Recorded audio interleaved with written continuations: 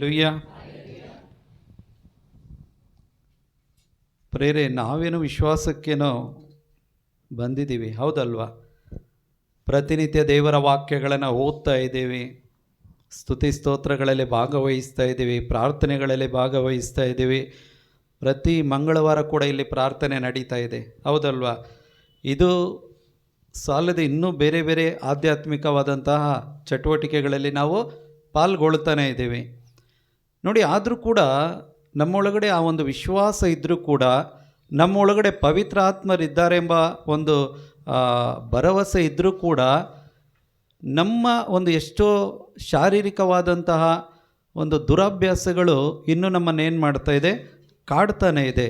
ಎಷ್ಟೋ ಒಂದು ಕೆಟ್ಟ ಅಭ್ಯಾಸಗಳನ್ನೇನು ಮಾಡೋಕ್ಕಾಗ್ತಾಯಿಲ್ಲ, ನಾವು ಬಿಟ್ಟು ಬರೋದಕ್ಕಾಗ್ತಾಯಿಲ್ಲ ನೋಡಿ. ತುಂಬ ಜನ ನನ್ನನ್ನು ಪ್ರಶ್ನೆ ಮಾಡೋದೇನು ಅಂತ ಹೇಳಿದ್ರೆ, ಬ್ರದರ್ ನನಗೆ ವಿಶ್ವಾಸ ಇದೆ, ನಾನೆಲ್ಲ ಬಿಟ್ಟು ಜೀವಿಸಬೇಕು ಅಂತೇಳಿ ಆಸೆ ಪಡ್ತೀನಿ, ಎಲ್ಲದರಿಂದ ಹೊರಗಡೆ ಬರಬೇಕು ಅಂತೇಳಿ ಆಸೆ ಪಡ್ತೀನಿ, ಆದರೆ ನಾನು ಆ ಕಾರ್ಯವನ್ನು ಮಾಡಬಾರ್ದು ಅಂತೇಳಿ ತಿಳ್ಕೊಂಡು ಆದರೆ ನನ್ನ ಮನಸ್ಸು ಹೇಳುತ್ತೆ ಮಾಡಬೇಡ ಅಂತೇಳಿ, ಆದರೆ ಅದನ್ನು ಮಾಡದೇ ಇರೋದಕ್ಕೆ ನನ್ನ ಕೈಯಲ್ಲಿ ಆಗ್ತಾ ಇಲ್ಲ, ನಾನೇನು ಮಾಡೋದು ಅಂತೇಳಿ ತುಂಬ ಜನ ಕೇಳ್ತಾರೆ ನೋಡಿ. ಇದಕ್ಕೆ ಉತ್ತರ ಇಷ್ಟೇ, ನಮಗೆ ಇನ್ನೂ ದೇವರ ವಾಕ್ಯಗಳು ಸರಿಯಾಗಿ ಅರ್ಥ ಆಗಲಿಲ್ಲ. ಆ ವಾಕ್ಯಗಳನ್ನು ಇನ್ನೂ ನಾವು ಸಂಪೂರ್ಣವಾಗಿ ಏನು ಮಾಡಲಿಲ್ಲ, ನಮ್ಮ ಜೀವಿತದಲ್ಲಿ ಅಳವಡಿಕೆ ಮಾಡಿಕೊಳ್ಳಲಿಲ್ಲ. ಯಾಕೆ ಅಂತ ಹೇಳಿದ್ರೆ ನೋಡಿ, ಒಂದು ವ್ಯಕ್ತಿಯ ಒಳಗಡೆ ಆ ಪಾಪದ ಸ್ವಭಾವ ಇದೆ ಅಂತ ಹೇಳಿದ್ರೆ, ಇದು ನಿನ್ನೆ ಮೊನ್ನೆ ಬಂದಂಥ ಸ್ವಭಾವ ಅಲ್ಲ, ಇದು ಆದಾಮನಿಂದ ಬಂದಂಥ ಸ್ವಭಾವ. ಇದು ಈ ಸ್ವಭಾವ ತುಂಬ ಬಲವಾಗಿ ಏನು ಮಾಡ್ತಾ ಇದೆ, ಕಾರ್ಯವನ್ನು ಮಾಡ್ತಾ ಇದೆ. ಆದ್ದರಿಂದಲೇ ಯೋಹಾನನ ಮೊದಲ ಪತ್ರಿಕೆ ಅಧ್ಯಾಯ 1 ವಾಕ್ಯ 8 ಮತ್ತು 10 ನಾವು ತೆಗೆದು ಓದೋಣ. 1 ಯೋಹಾನ ಅಧ್ಯಾಯ 1 ವಾಕ್ಯ 8 ಮತ್ತು 10 ಓದೋಣವಾ?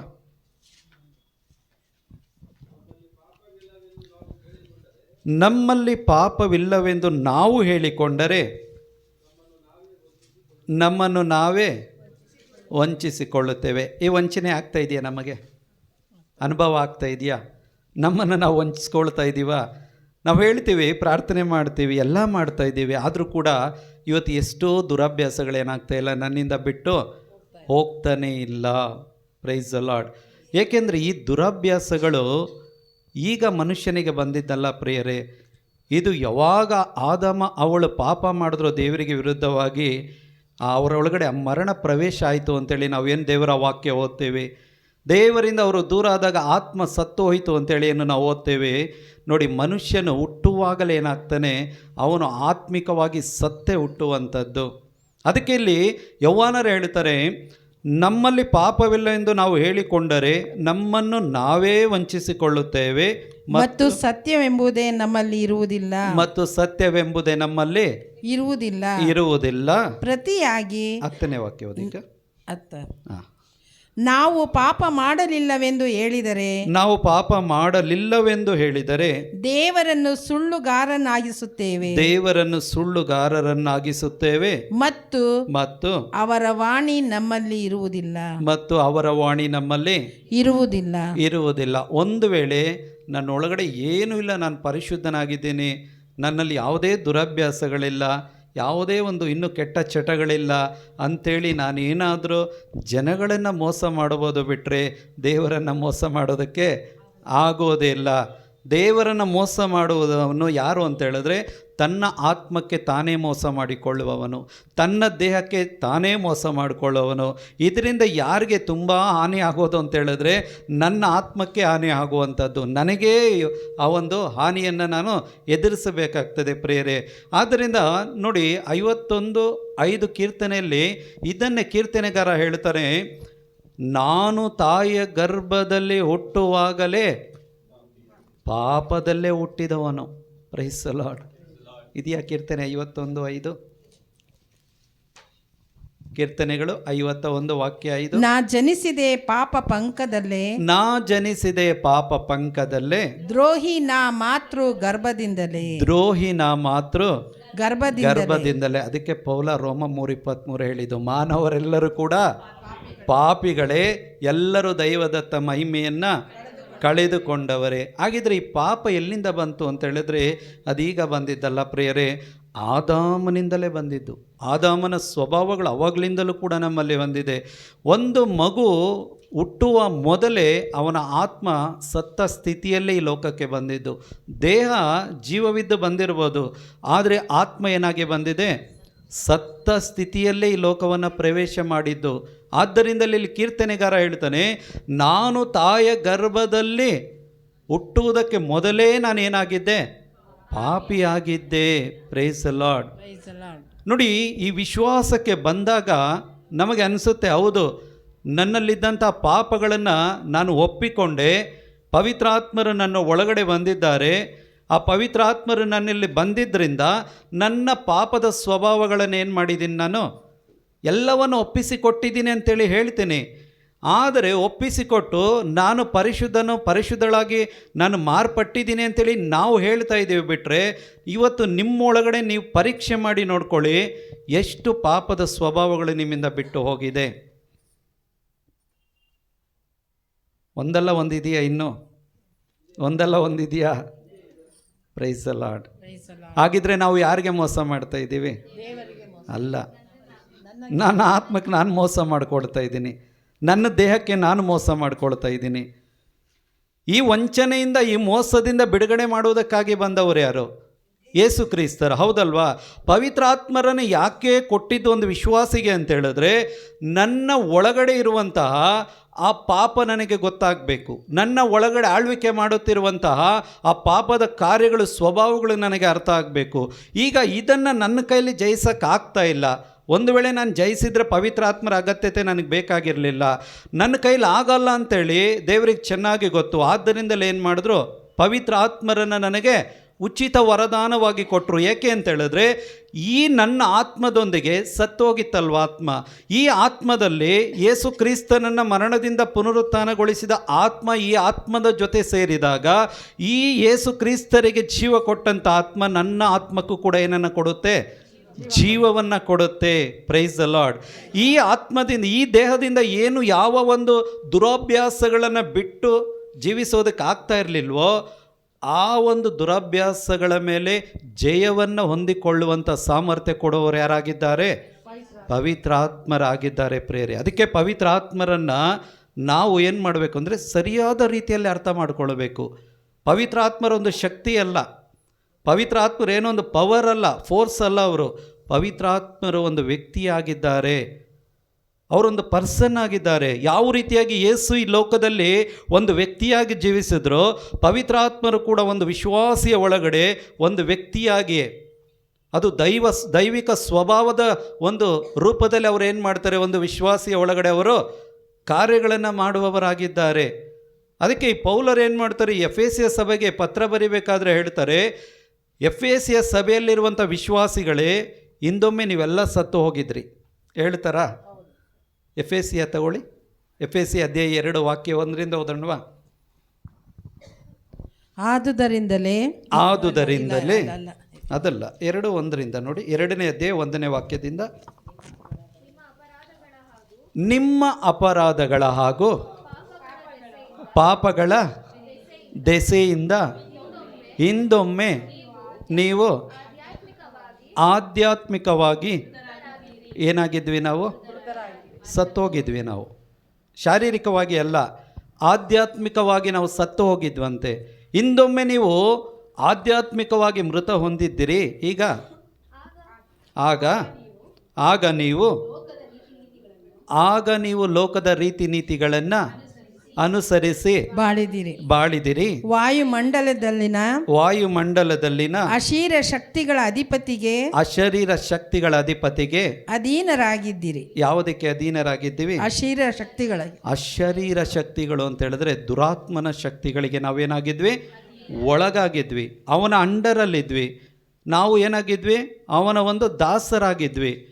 ನೋಡಿ, ನನ್ನ ವಿಷಯವಾಗಿ ನಾನು ಹೇಳೋದಾಗಿದ್ದರೆ, ನಾನು ಈ ಒಂದು ವಿಶ್ವಾಸದ ಜೀವನಕ್ಕೆ ಬರುವುದಕ್ಕೆ ಮೊದಲು ನನಗೆ ಈ ಒಂದು ಫಿಲಮ್ಗಳು ನೋಡೋದು ತುಂಬ ಹುಚ್ಚಿತ್ತು. ನನಗೆ ಕಾಲೇಜ್ ಡೇಸಿಂದ ಕೂಡ ವಾರದಲ್ಲೇ ಕನಿಷ್ಠ ಒಂದು ಫಿಲಮ್ ಆದರೂ ನಾನೇನು ಮಾಡಬೇಕು? ಕಾಲೇಜ್ ಬಂಕ್ ಹೊಡೆದು ನೋಡಲೇಬೇಕು. ನನ್ನ ಒಂದು ಇಂಟ್ರೆಸ್ಟ್ ಏನಿತ್ತು? ಫಿಲಮಲ್ಲೇ ಇತ್ತು. ಇದನ್ನು ಏನು ಮಾಡಿದೆ? ನಾನು ಒಂದು ಹ್ಯಾಬಿಟ್ಟಾಗಿ ನಾನೇನು ಮಾಡಿಕೊಂಡೆ? ತೊಗೊಂಡೆ. ಯಾರು ಬರ್ತಾರೋ ಇಲ್ವೋ, ನಾನು ಒಬ್ಬನೇ ಏನು ಮಾಡ್ತಾಯಿದ್ದೆ, ಕಾಲೇಜ್ ಬಂಕ್ ಮಾಡಿ ಫಿಲಮ್ಗೆ ಹೋಗ್ತಾಯಿದ್ದೆ. ಅದೆಂಥ ಫಿಲಮ್ ಅಂಥೇಳಿ ನಾನು ಯೋಚನೆ ಮಾಡ್ತಾ ಇರಲಿಲ್ಲ. ನನಗೆ ಸರಿ ಅನ್ನಿಸ್ತಾ ನಾನು ಹೋಗ್ತಾಯಿದ್ದೆ, ನಾನು ನೋಡ್ತಾಯಿದ್ದೆ. ಆ ಫಿಲಮ್ಗಳಲ್ಲಿ ನೋಡಿ ನೋಡಿ ನೋಡಿ ನೋಡಿ ಆ ಫಿಲಮಲ್ಲಿ ಏನು ಕ್ಯಾರೆಕ್ಟರ್ಗಳಿದೆ ನೋಡಿ, ಆ ಕ್ಯಾರೆಕ್ಟರ್ ಒಳಗಡೆ ನಾನು ಇನ್ವಾಲ್ವ್ ಆಗ್ತಾಯಿದ್ದೆ. ಎಮೋಷನ್ ಆಗುವಾಗ ಎಮೋಷನ್ ಆಗ್ತಾಯಿದ್ದೆ. ಫೈಟ್ ಸೀನ್ಗಳು ಬಂದುವಾಗ ಏನಾಗ್ತಾಯಿದ್ದೆ, ಅಗ್ರೆಸಿವ್ ಆಗ್ತಾಯಿದ್ದೆ. ಲವ್ ಸೀನ್ಗಳು ಬಂದಾಗ ನಾನು ಒಂದು ಹೀರೋ ಥರ ಇಮ್ಯಾಜಿನೇಷನ್ ಮಾಡ್ಕೋತಾ ಇದ್ದೆ. ನಮಗಾಗುತ್ತಾ ಅದು? ಆಗತ್ತಾ? 100% ಆಗುತ್ತೆ. ಏಕೆಂದರೆ ಇವತ್ತು ಸೈತಾನ ಏನು ಮಾಡಿದ್ದಾನೆ ಅಂತೇಳಿದರೆ ಪ್ರಿಯರೇ, ಇವತ್ತು ಪಾಪಗಳನ್ನು ಜನಗಳು ಯಾವುದೇ ಭಯವಿಲ್ಲದೆ ಅಡಾಪ್ಟ್ ಮಾಡಿಕೊಳ್ಳುವಂಥ ಎಲ್ಲ ವಿಧವಾದಂಥ ವಂಚನೆಗಳನ್ನು ಇವತ್ತು ಅವನು ಮಾಡ್ತಾ ಇದ್ದಾನೆ. ಪಾಪಗಳು ಕೆಟ್ಟದ್ದು ಅಂತೇಳಿ ಜನಗಳಿಗೆ ಅನಿಸ್ತಾನೇ ಇಲ್ಲ. ಇವತ್ತು ಆ ಪಾಪಗಳಿಂದ ಅದು ಅಭ್ಯಾಸಗಳಾಗಿ, ಹ್ಯಾಬಿಟ್ಗಳಾಗಿ ಏನು ಮಾಡ್ತಾ ಇದ್ದಾರೆ, ಇವತ್ತು ಅದನ್ನು ತೊಗೊಂಡು ಅದನ್ನು ಆರಾಮಾಗಿ ಜೀವಿಸ್ತಾ ಇದ್ದಾರೆ. ಇವತ್ತು ಸೈತಾನ ಅಷ್ಟು ಕಾರ್ಯಗಳನ್ನು ಮಾಡ್ತಾ ಇದ್ದಾನೆ. ಇವತ್ತು 4:2 ಕೊರಿಂಥಿ ಅದನ್ನೇ ಹೇಳಿದ್ದು, ಈ ಲೋಕದ ಮಿಥ್ಯ ದೈವಗಳೇನು ಮಾಡಿದೆ, ಶುಭ ಸಂದೇಶದ ಬೆಳಕನ್ನು, ಅಂದರೆ ಯೇಸುವನ್ನು ನಾವು ಕಾಣದಂತೆ ಅರ್ಥ ಮಾಡಿಕೊಳ್ಳದ ಹಾಗೆ ಈ ಒಂದು ಲೋಕದ ಒಂದು ಯಜಮಾನನು ಸೈತಾನನು ಏನು ಮಾಡಿದ್ದಾನೆ, ಇವತ್ತು ಅವರನ್ನು ದೇವರ ವಾಕ್ಯದಿಂದ ದೂರ ಇಟ್ಟಿದ್ದಾನೆ, ಮಂಕು ಮಾಡಿ ಇಟ್ಟಿದ್ದಾನೆ. ಆದ್ದರಿಂದಲೇ ಇಲ್ಲಿ ಪೌಲರು ಹೇಳ್ತಾ ಇರೋದು, ನೀವು ವಿಶ್ವಾಸಿಗಳಾಗಿದ್ದೀರಾ, ನೀವು ವಿಶ್ವಾಸದಲ್ಲಿದ್ದೀರಾ, ಹಾಗಿದ್ರೆ ನೀವು ನಿಮ್ಮ ಹಿಂದಿನ ಜೀವನವನ್ನು ನೆನಪಿಸಿಕೊಂಡು ನೋಡಿ. ಹಿಂದೆ ಒಮ್ಮೆ ಏನಾಗಿದ್ವಿ, ನೀವು ಸತ್ತು ಹೋಗಿದ್ರಿ, ಆಧ್ಯಾತ್ಮಿಕವಾಗಿ ಸತ್ತು ಹೋಗಿದ್ರಿ. ನಿಮ್ಮ ಮೇಲೆ ಯಾರ ಒಂದು ಅಧಿಕಾರ ಇತ್ತು? ಯಾರು ರೂಲ್ ಮಾಡ್ತಾ ಇದ್ದ ನಿಮ್ಮ ಮೇಲೆ? ಸೈತಾನನು, ದುರಾತ್ಮ ಶಕ್ತಿಗಳು ರೂಲ್ ಮಾಡ್ತಾ ಇತ್ತು. ಆ ಅಶರೀರ ಶಕ್ತಿಗಳು ಅಂದರೆ ಕಣ್ಣಿಗೆ ಕಾಣದಂತಹ ದುರಾತ್ಮ ಶಕ್ತಿಗಳು ನಿಮ್ಮನ್ನು ಆಳ್ವಿಕೆ ಮಾಡ್ತಾ ಇತ್ತು. ಇವತ್ತು ನೋಡಿ, ಎಷ್ಟೋ ಇವತ್ತು ಯುವಕ ಯುವತಿಯರು ನೋಡಿ, ನಮ್ಮ ಟೈಮಲ್ಲಾದರೂ ಒಂದು ಫಿಲಮ್ಗಾದರೂ ಹೋಗಿ ಬಂದುಬಿಡ್ತಾ ಇದ್ವಿ. ಅವತ್ತೆಲ್ಲ ಮೊಬೈಲೆಲ್ಲ ಇರಲಿಲ್ಲ ಬಿಡಿ. ಇವಾಗಿರುವಂಥ ಇಂಟರ್ನೆಟ್, ಮೊಬೈಲೇ ಇಲ್ಲ ಅಂದರೆ ಇಂಟರ್ನೆಟ್ ಇಲ್ಲಿ. ಇವತ್ತು ಈ ಒಂದು ದಿನಕ್ಕೆ ಎಷ್ಟು GB? 5G ಇದ್ರೆ ಅಂತೂ ಅನ್ಲಿಮಿಟೆಡ್, ಹೌದಾ? ಏನು ಬೇಕಾದರೂ ನೋಡ್ಬೋದು, ಅನ್ಲಿಮಿಟೆಡ್. ಇವತ್ತು ಸೈತಾನ ಯಾವ ರೀತಿಯಾಗಿ ಕಾರ್ಯ ಮಾಡ್ತಾ ಇದ್ದಾನೆ ಅಂತ ಹೇಳಿದ್ರೆ, ಮನುಷ್ಯನನ್ನು ಅವನ ಕೆಟ್ಟ ಸ್ವಭಾವಗಳು ಕೆಟ್ಟದ್ದು ಅಂತೇಳಿ ಅವನ ಅರ್ಥನೇ ಮಾಡ್ಕೊಳ್ಳೋಕ್ಕಾಗ್ತಾಯಿಲ್ಲ. ಅಷ್ಟು ಇವತ್ತೇನು ಮಾಡ್ತಾ ಇದ್ದಾನೆ, ಪಾಪದಲ್ಲಿ ಸಿಕ್ಕಿ ಹಾಕ್ಸ್ತಾ ಇದ್ದಾನೆ. ಇವತ್ತು ಎಷ್ಟು ಪ್ರೋನೋಗ್ರಫಿಗಳನ್ನು ನೋಡ್ತಾ ಇಲ್ಲ ಜನ, ಎಷ್ಟು ಅಶ್ಲೀಲವಾದಂತಹ ಒಂದು ಚಟಗಳಿಗೆ ಒಳಗಾಗ್ತಾ ಇಲ್ಲ ಇವತ್ತು. ಅವತ್ತಾದರೂ ನ್ಯೂಸ್ ಪೇಪರ್ಗಳು, ಬುಕ್ಕುಗಳು ಇಟ್ಕೊಂಡು ಏನೋ 1-2 ಆಗ್ತಾಯಿತ್ತು. ಆದರೆ ಇವತ್ತು ಏನು ಬೇಡ ಪ್ರಿಯರೇ, ಒಂದು ಮೊಬೈಲ್ ಇದ್ದರೆ ಸಾಕು. ಇವತ್ತು ಪ್ರತಿಯೊಂದು ಕೂಡ ಎಲ್ಲಿ ಬರ್ತಾ ಇದೆ, ಮೊಬೈಲಲ್ಲೇ ಬರ್ತಾ ಇದೆ, ಹೌದಲ್ವಾ?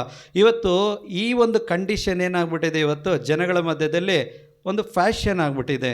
ಒಂದು ಒಳ್ಳೆ ಮೊಬೈಲ್ ಇಟ್ಕೊಳ್ಬೇಕು. ಇವತ್ತು ಯಾವುದು iPhone 17 Pro ಅಲ್ಲ, 1,70,000 80,000 ಇವತ್ತು ಅದನ್ನ ಇಟ್ಕೊಳ್ತಾನೆ. ಆದರೆ ಅದನ್ನ ಇಟ್ಕೊಂಡು ಎಷ್ಟು ಪಾಪ ಮಾಡ್ತಾ ಇದ್ದಾನೆ ಅವನಿಗೆ ಅರ್ಥ ಆಗ್ತಾ ಇಲ್ಲ.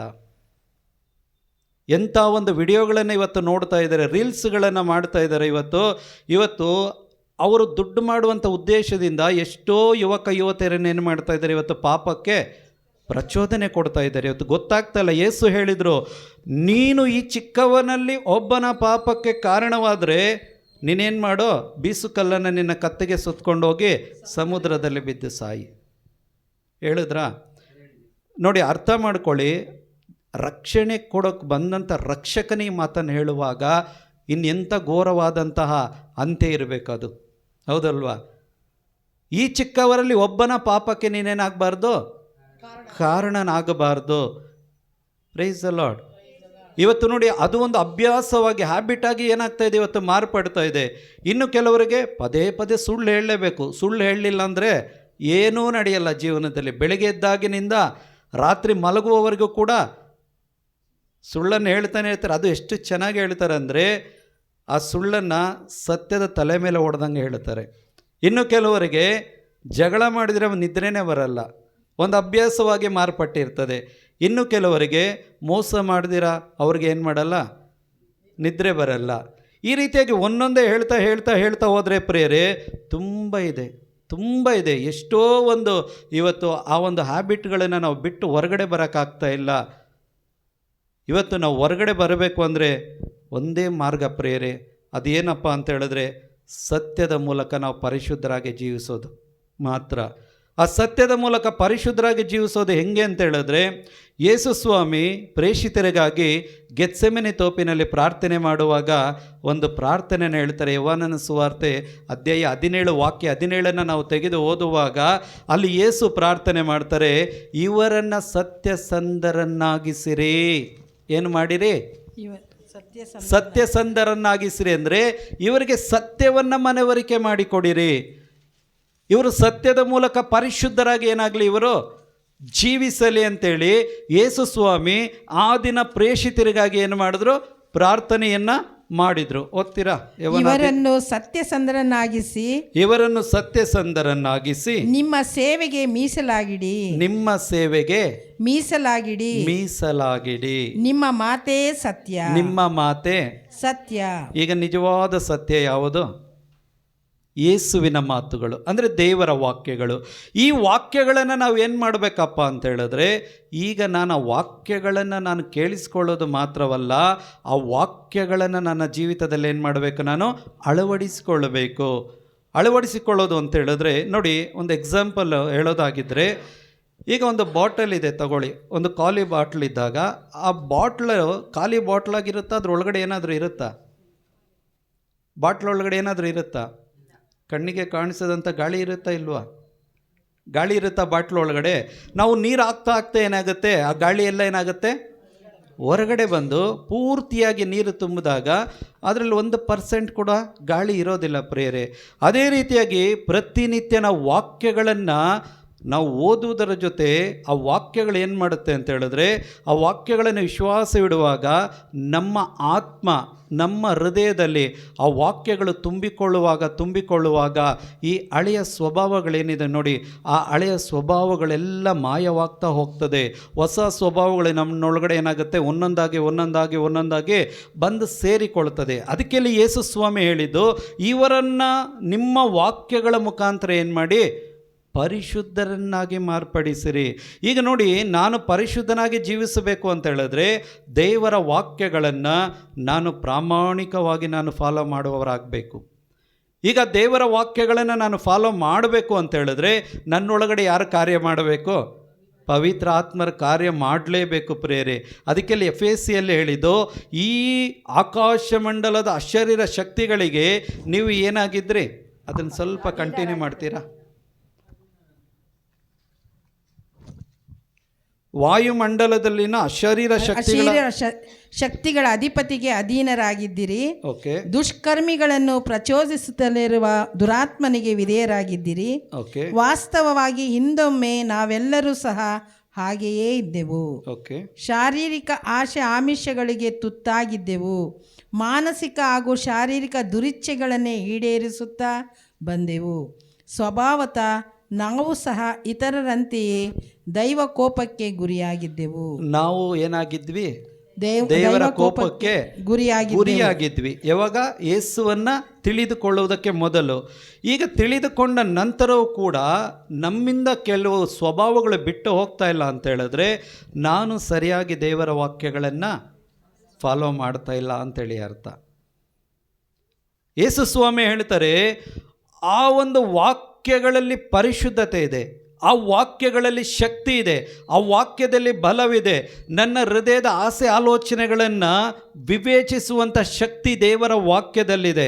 ನನ್ನ ಒಂದು ಥಾಟ್ಸನ್ನು, ನನ್ನ ಒಂದು ಪರ್ಪಸ್ಸನ್ನು ಎಲ್ಲವನ್ನು ನನಗೆ ಹೇಳಿಕೊಡುವಂಥದ್ದು ಯಾವುದು ಅಂತ ಹೇಳಿದ್ರೆ ದೇವರ ವಾಕ್ಯಗಳ ಪ್ರಿಯರೇ. ಆ ವಾಕ್ಯಗಳು ನನ್ನನ್ನು ಏನು ಮಾಡುತ್ತೆ ಅಂತ ಹೇಳಿದ್ರೆ ಸವರಿದ ಕವಲು ಬಳ್ಳಿಗಳ ಹಾಗೆ ಏನು ಮಾಡುತ್ತೆ? ಮಾರ್ಪಡಿಸುವಂಥ ಶಕ್ತಿ ಆ ವಾಕ್ಯಕ್ಕಿದೆ ಪ್ರಿಯರೇ. ಈಗ ನೋಡಿ, ಆ ಪವಿತ್ರಾತ್ಮರು ನನ್ನಲ್ಲಿ ಬಂದಾಗ ಆ ಪವಿತ್ರಾತ್ಮರು ಏನು ಮಾಡ್ತಾರೆ ಅಂತ ಹೇಳಿದ್ರೆ ನನ್ನ ಒಳಗಡೆ ಇರುವಂಥ ಎಷ್ಟೋ ದುರಭ್ಯಾಸಗಳಿಂದ ನನಗೆ ಜಯವನ್ನು ಕೊಡುವುದಕ್ಕಾಗಿ ಪವಿತ್ರಾತ್ಮರನ್ನು ನನಗೆ ಕೊಟ್ಟಿರುವಂಥದ್ದು. 1 ಕೊರಿಂಥಿ ಅಧ್ಯಾಯ 6 ವಾಕ್ಯ 19ರಲ್ಲಿ ಪೌಲರು ಇದೇ ವಿಷಯವನ್ನು ಹೇಳ್ತಾರೆ. ಪವಿತ್ರಾತ್ಮರು ನಿಮ್ಮ ದೇಹ ಪವಿತ್ರಾತ್ಮರಿಗೆ ಏನಾಗಿದೆ? ಗರ್ಭಗುಡಿಯಾಗಿದೆ. Praise the Lord. 1 ಕೊರಿಂಥಿ 6:19 ಇದೆಯಾ? ದೇವರಿಂದ ದೊರಕಿ ನಿಮ್ಮೊಳಗೆ ನೆಲೆಗೊಂಡಿರುವ ನಿಮ್ಮ ದೇಹವು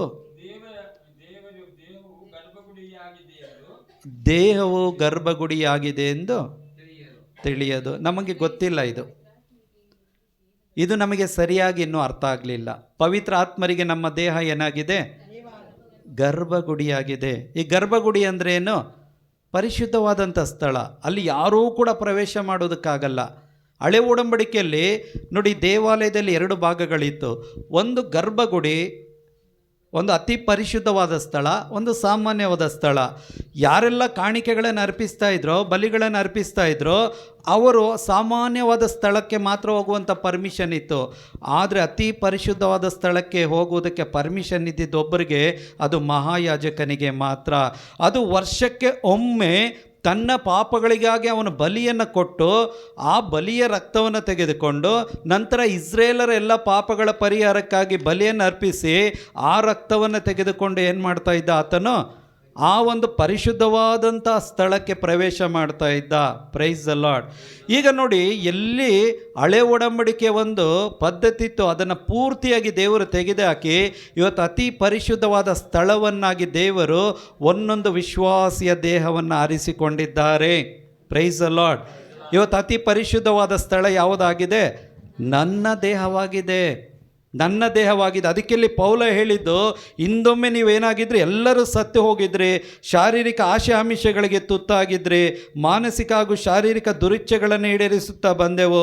ಸ್ವಭಾವತಃ ನಾವು ಇತರರಂತೆ ದೈವ ಕೋಪಕ್ಕೆ ಗುರಿಯಾಗಿದ್ದೆವು. ದೇವರ ಕೋಪಕ್ಕೆ ನಾವೇನಾಗಿದ್ದೆವು? ಗುರಿಯಾಗಿದ್ದೆವು. 4ನೇ ವಾಕ್ಯ ಹೇಳುತ್ತೆ, ಆದರೆ ಕರುಣಾಮಯ ದೇವರು ನಮ್ಮನ್ನು ಅಪಾರವಾಗಿ ಪ್ರೀತಿಸಿ ನಮ್ಮ ಅಪರಾಧಗಳ ನಿಮಿತ್ತ ಆಧ್ಯಾತ್ಮಿಕವಾಗಿ ಮೃತರಾಗಿದ್ದ ನಮ್ಮನ್ನು, ಆಧ್ಯಾತ್ಮಿಕವಾಗಿ ಸತ್ತು ಹೋಗಿದ್ದ ನಮ್ಮನ್ನ ಕ್ರಿಸ್ತ ಯೇಸುವಿನೊಡನೆ ಜೀವಂತರನ್ನಾಗಿ ಮಾಡಿದರು. ಏನನ್ನಾಗಿ ಮಾಡಿದ್ರು? ಜೀವಂತರನ್ನಾಗಿ. ಯಾರೊಡನೆ? ಕ್ರಿಸ್ತ. ಆದಾಮನ ಸ್ವಭಾವ ನಮ್ಮನ್ನು ಸಾಯಿಸಿತ್ತು, ಯೇಸು ಕ್ರಿಸ್ತನ ಸ್ವಭಾವ ನಮ್ಮನ್ನು ಬದುಕಿಸ್ತು. ಹೌದಲ್ವಾ? ಈಗ ನೋಡಿ, ಆದಾಮನ ಸ್ವಭಾವ ದೊಡ್ಡ ವ್ಯಕ್ತಿಯಾಗಿ ಬೆಳೆದುಬಿಟ್ಟಿದ್ದಾನೆ ನಮ್ಮೊಳಗಡೆ. ಈಗ ಯೇಸುವನ್ನು ನಾವು ಯಾವತ್ತು ಸ್ವೀಕಾರ ಮಾಡಿದ್ವಿ, ಯೇಸು ಏನಾಗಿದ್ರು ಅಂತ ಹೇಳಿದ್ರೆ ನಮ್ಮೊಳಗಡೆ ಮಗುವಾಗಿ ಹುಟ್ಟಿ ಬಂದರು. ಈಗ ಆ ಯೇಸು ಏನಾಗಬೇಕು ನನ್ನೊಳಗಡೆ? ಅವರು ಬೆಳಿಬೇಕು, ದೊಡ್ಡವರಾಗಬೇಕು. ಯಾರಿಗಿಂತ ದೊಡ್ಡವರಾಗಬೇಕು? ಆದಾಮನಿಗಿಂತ ದೊಡ್ಡವರಾಗಬೇಕು. ಅವರು ಆದಾಮನಿಗಿಂತ ದೊಡ್ಡವರಾಗ್ತಾ ಇದ್ರೆ ಆದಾಮ ಏನಾಗಿ ಹೋಗ್ತಾನೆ? ಆಗಲೇ ಬ್ರದರ್ ಹೇಳ್ತಾ ಇದ್ರು, ಸ್ನಾನಿಕ ಯವ್ವಾನ ಏನು ಹೇಳಿದೆ? ಯೇಸುವನ್ನು ನೋಡಿ, ನಾನು ಅಳಿಯುತ್ತಿರಬೇಕು, ಅವರು ಬೆಳೆಯುತ್ತಿರಬೇಕು. ಯೇಸು ಏನಾಗಬೇಕು? ನನ್ನೊಳಗಡೆ ಬೆಳೀತಾನೆ ಇರಬೇಕು. ಇವರು ಬೆಳಿಬೇಕು ಅಂತ ಹೇಳಿದ್ರೆ ನಾನು ಕೋಆಪ್ರೇಷನ್ ಮಾಡಬೇಕು. ನಾನು ಕೋಆಪ್ರೇಟ್ ಮಾಡಲಿಲ್ಲ ಅಂತ ಹೇಳಿದ್ರೆ ನಿಜವಾಗ್ಲೂ ದೇವರ ಕಾರ್ಯಗಳು ನಮ್ಮೊಳಗಡೆ ನಾವು ನೋಡೋದಕ್ಕಾಗೋದಿಲ್ಲ ಪ್ರೇರೆ. ಅವರ ಪ್ರೀತಿಯನ್ನು ನಾವು ಅನುಭವಿಸೋದಕ್ಕಾಗಲ್ಲ, ಅವರ ಕರುಣೆಯನ್ನು ನಾವು ಅನುಭವಿಸೋದಕ್ಕಾಗಲ್ಲ, ಯಾವ ಎಕ್ಸ್ಪೀರಿಯೆನ್ಸನ್ನು ಕೂಡ ನಾವು ಮಾಡೋದಕ್ಕಾಗಲ್ಲ. ನಾವು ಬರಿಗೈಲಿ ಬಂದು ಬರಿಗೈಲಿ ಹೋಗೋರಾಗಿರ್ತೇವೆ. ಆದ್ದರಿಂದ ನಿಮ್ಮ ಜೀವಿತಗಳಲ್ಲಿ ಮೊದಲ ಸ್ಥಾನವನ್ನು ನೀವು ದೇವರ ವಾಕ್ಯಗಳಿಗೆ ಕೊಡಿ. ದೇವರ ವಾಕ್ಯಗಳಿಗೆ ಕೊಡಿ. ಕೆಲವು ಬದಲಾವಣೆಗಳನ್ನು ಮಾಡಿಕೊಳ್ಳಿ, ಕೆಲವು ಸ್ವಭಾವಗಳನ್ನು ಬದಲಾವಣೆ ಮಾಡಿಕೊಳ್ಳಿ. ನಿಮ್ಮ ಒಂದು ಪ್ರತಿನಿತ್ಯದ ಜೀವನದಲ್ಲಿ ಬದಲಾವಣೆಗಳು ಬರಲೇಬೇಕು.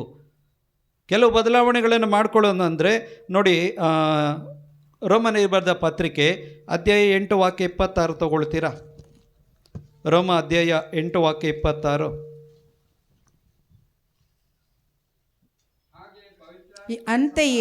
ಅಂತೆಯೇ ಪವಿತ್ರಾತ್ಮರು ಸಹ ನಮ್ಮ ದೌರ್ಬಲ್ಯದಲ್ಲಿ ನೆರವು ನೀಡುತ್ತಾರೆ. ಹಾಗಿದ್ರೆ ಪವಿತ್ರಾತ್ಮರನ್ನು ಯಾಕೆ ಕೊಟ್ಟಿದ್ದು ದೇವರು? ನನ್ನ ದೌರ್ಬಲ್ಯದಲ್ಲಿ ನನಗೆ ಸಹಾಯ ಮಾಡೋದಕ್ಕಾಗಿ. ನನ್ನ ಕೈಲಿ ಯಾವುದು ಆಗಲ್ಲ ಅಂತೇಳಿ ನಾನು ಹೇಳ್ತಾ ಇದ್ದೀನೋ ಅದನ್ನು ಆಗುತ್ತೆ ಅಂತೇಳಿ ನನ್ನ ಜೊತೆಯಲ್ಲಿ ಇದು ಮಾಡಿ ತೋರಿಸೋರು ಯಾರಾಗಿದ್ದಾರೆ? ಪವಿತ್ರ ಆತ್ಮರಾಗಿದ್ದಾರೆ. ಇವತ್ತು ನಾವೇನು ಮಾಡ್ತೀವಿ? ಆ ಪವಿತ್ರ ಆತ್ಮನ ಒಂದು ಸರಿಯಾದ ತಿಳುವಳಿಕೆ ಇಲ್ದಿರ ನಾವೇನು ಮಾಡ್ತೀವಿ? ಎಷ್ಟೋ ಉಪವಾಸಗಳನ್ನು ಮಾಡೋಕ್ಕೆ ಹೋಗ್ತೀವಿ, ಎಷ್ಟೋ ದಾನ ಧರ್ಮಗಳನ್ನು ಮಾಡೋಕ್ಕೆ ಹೋಗ್ತೀವಿ. ಕೆಲವರು ನೋಡಿ ತಪ್ಪುಗಳನ್ನು ಮಾಡಿದಾಗ ಆ ಒಂದು ಗಿಲ್ಟಿ ಫೀಲಿಂಗ್ ಇರುತ್ತೆ ನೋಡಿ, ಅವ್ರಿಗೆ ಯಾವಾಗಲೂ ಕಾಡ್ತಾನೆ ಇರುತ್ತೆ, ಅಯ್ಯೋ ನಾನು ತಪ್ಪು ಮಾಡಿದ್ನಲ್ವಾ. ಆಗ ಯಾರ ಹತ್ರ ಆದರೂ ಕೇಳಿದಾಗ ಏನಾಗುತ್ತೆ, ಅವರು ದೇವರ ವಾಕ್ಯಗಳಿಗೆ ಗೊತ್ತಿಲ್ಲದೆ ಹೋದರೆ, ವಿಶ್ವಾಸಿ ಅಲ್ಲದೆ ಹೋಗಿದರೆ ಅವನು ಆ ಪುಣ್ಯಕ್ಷೇತ್ರಕ್ಕೆ ಹೋಗು ಅಂತೇಳಿ ಕಳಿಸ್ತಾನೆ. ಇಲ್ಲ ನೀನು ಅಲ್ಲಿ ಹೋಗಿ ಯಾರಿಗಾದ್ರೂ ದಾನ ಧರ್ಮ ಮಾಡು ಅಂತೇಳಿ ಹೇಳ್ತಾನೆ.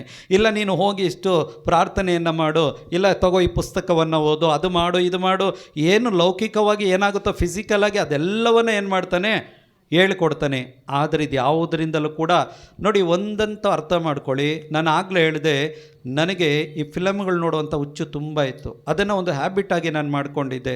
ಪ್ರೇರೆ ಈ ಕೊರೋನಾ ಟೈಮಲ್ಲಿ ಏನಾಯಿತು, ನನಗೆ 2012ರಲ್ಲಿ ಯೇಸು ಸ್ವಾಮಿಯ ಬಳಿಗೆ ಅವ್ರು ಕರ್ಕೊಂಡು ಆ ವಾಕ್ಯದಲ್ಲಿ ನಾನು ಸ್ವಲ್ಪ ಬೆಳೆದವನಾಗಿದ್ದರೂ ಕೂಡ ಈ ಲಾಕ್ಡೌನ್ ಟೈಮಲ್ಲಿ ಏನಾಯಿತು ಅಂತ ಹೇಳಿದ್ರೆ ಪ್ರಾರ್ಥನೆಗಳು ಕಡಿಮೆ ಆಯಿತು, ವಾಕ್ಯಗಳ ಬೋಧನೆಗಳು ಕಡಿಮೆ ಆಯಿತು, ಬೋಧನೆ ಮಾಡೋದು ಕಡಿಮೆ ಆಯಿತು, ಕೇಳಿಸ್ಕೊಳ್ಳೋದು ಕಡಿಮೆ ಆಯಿತು, ಎಲ್ಲ ಕಡಿಮೆ ಆಯಿತು.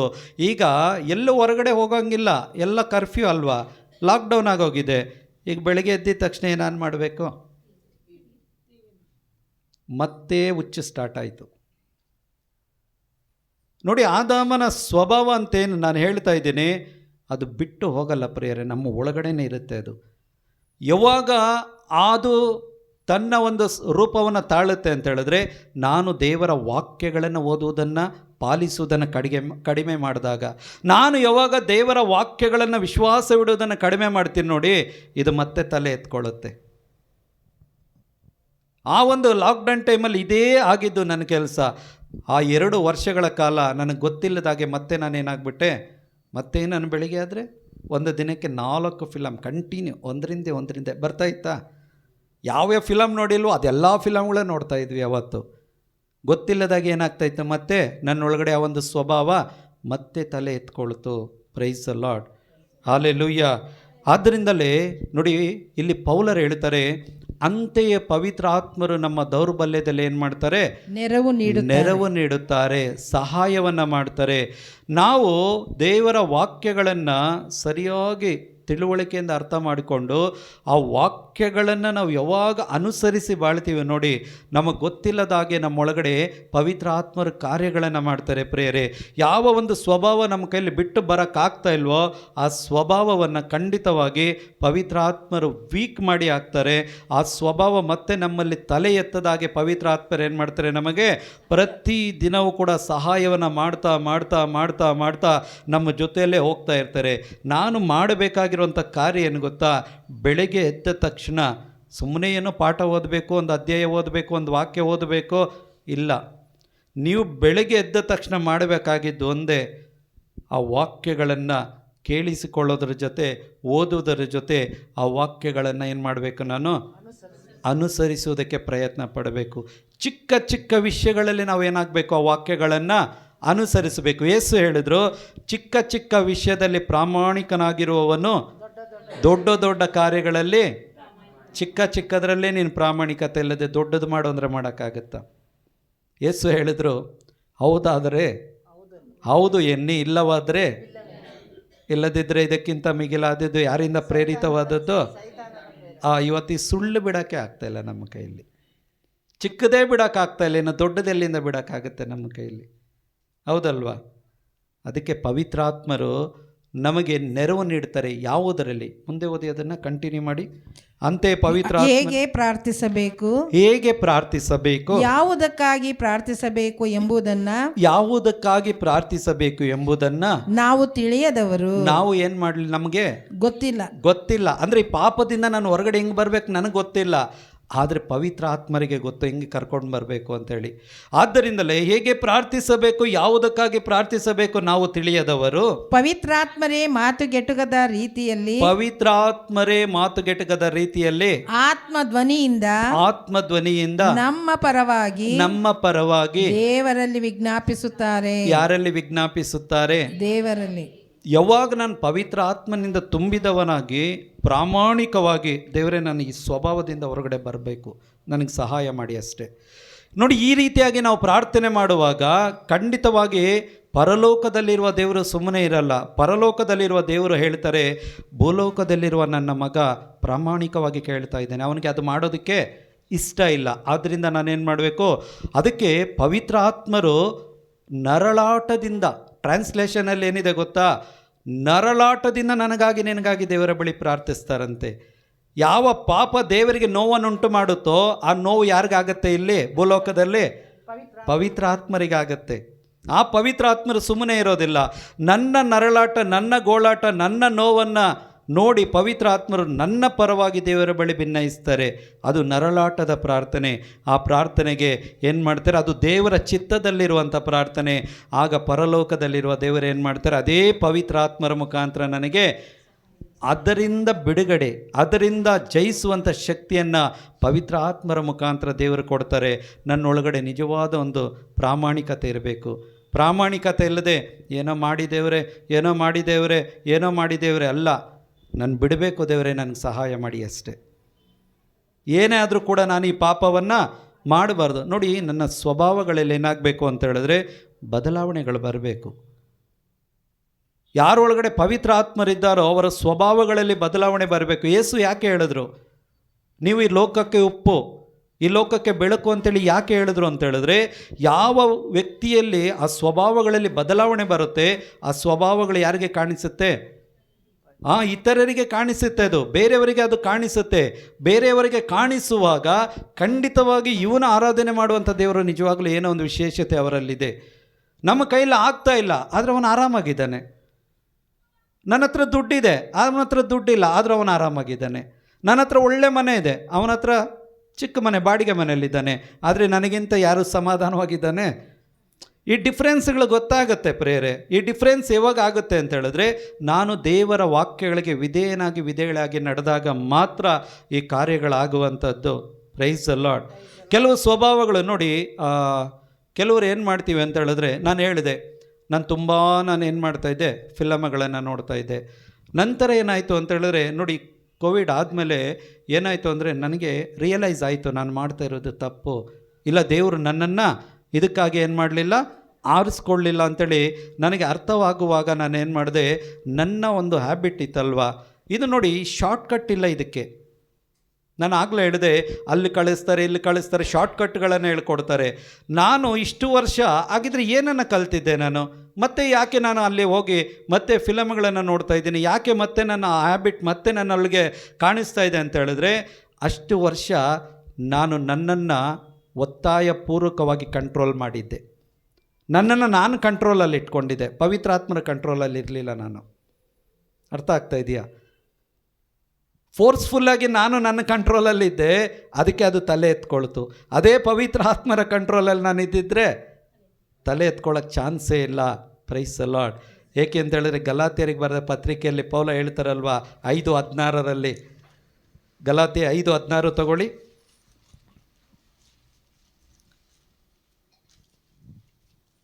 ನಾನು ಹೇಳುವುದೇನೆಂದರೆ ನೀವು ಪವಿತ್ರಾತ್ಮರ ಪ್ರೇರಣೆಗನುಸಾರವಾಗಿ ನಡೆದುಕೊಳ್ಳಬೇಕು. ನೀವು ಪವಿತ್ರಾತ್ಮರ ಪ್ರೇರಣೆಗನುಸಾರವಾಗಿ ನಡೆದುಕೊಳ್ಳಬೇಕು. ಹಾಗಿದ್ರೆ ಇಷ್ಟು ವರ್ಷಗಳು ನಾನು ಯಾರ ಪ್ರೇರಣೆಗೆ ನಡ್ಕೊಳ್ಳಿಲ್ಲ?